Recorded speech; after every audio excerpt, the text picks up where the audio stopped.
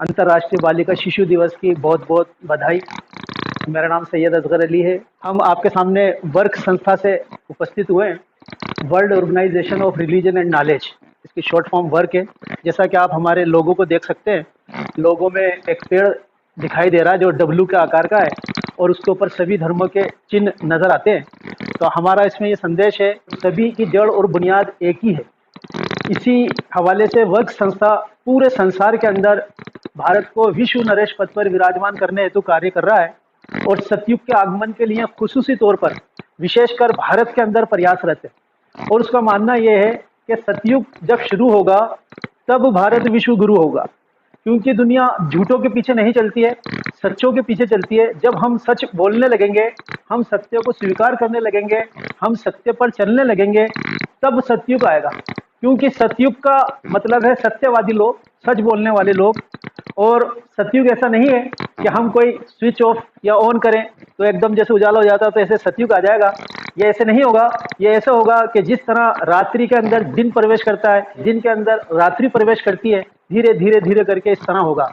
अगर आज सतयुग आ भी जाए तो मैं बहुत डरते हुए ये बात कह रहा हूँ कि उसमें शायद हमारी जगह ना हो। क्यों ना हो?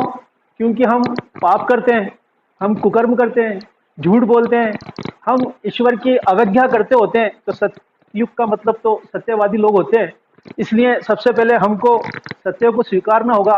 और सतयुग की सबसे बड़ी निशानी जो प्रत्यक्ष में नजर आएगी वो ये होगा कि इंसान इस लालच के दौर के अंदर झूठ बोलकर ज्यादा से ज्यादा पैसा कमाना चाहता है, वही इंसान सच बोलकर अपने लाखों रुपयों का नुकसान बर्दाश्त करने लगे। तब आप समझ लें कि सतयुग की शुरुआत हो चुकी है। सतयुग के इस सफर में वर्क संस्था के काफी साथी हैं। शांति कुंज वालों से हमारी बात होती है, हम उन लोगों के साथ हैं। इसी तरह गायत्री परिवार, जिसके लगभग 21 से 22 करोड़ सदस्य पूरे भारत के अंदर है, उनसे हमारी बातचीत होती है। ब्रह्म कुमारी है, युग परिवर्तन प्रोजेक्ट है और आरजीडीसी फाउंडेशन है। ये सब फाउंडेशन अपने अपने तौर पर सतयुग के लिए प्रयासरत हैं। इसके लिए जरूरी होगा कि हमें हमारी जो आधी आबादी है नारी, उसका सम्मान करना पड़ेगा, उसको अपने साथ बिठाना पड़ेगा। और अमान्य तौर पर जो भ्रांतियां फैली हुई हैं नारी से मुतालिक, महिला से मुतालिक, उसको धीरे धीरे करके दूर करना होगा। आज ही मैं एक वीडियो देख रहा था, उसमें एक सर थे, वो बता रहे थे कि पुरुष औसतन दिन भर में 10 घंटे कार्य करता है और महिला औसतन दिन भर में 14 घंटे कार्य करती है। इसके बावजूद महिला को ये सुनना पड़ता है कि ये क्या काम करती हैं, तो कुछ भी नहीं करती।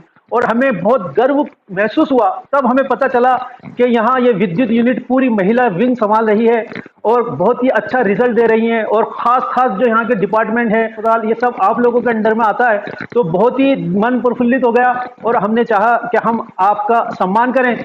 ये महीना मोहम्मद साहब के जन्म का महीना है, तो इस महीने में हम वैसे भी 17 सितंबर से लेकर 16 अक्टूबर तक ये हमारी एक करुणा मुहिम चल रही है कि जिसके तहत हम लोगों तक पहुंचकर करुणा भाव से, दया भाव से उनकी जितनी सेवा हो सकती है तमाम जीव से, चाहे वो पक्षी हों, पशु हों, चाहे वो पेड़ पौधे हों, और फिर इंसान तो सबसे अच्छी काया है, तो उस तक पहुंचकर हम कोशिश करते हैं कि हम उसके कुछ ना कुछ कर सकें, सेवा कर सकें।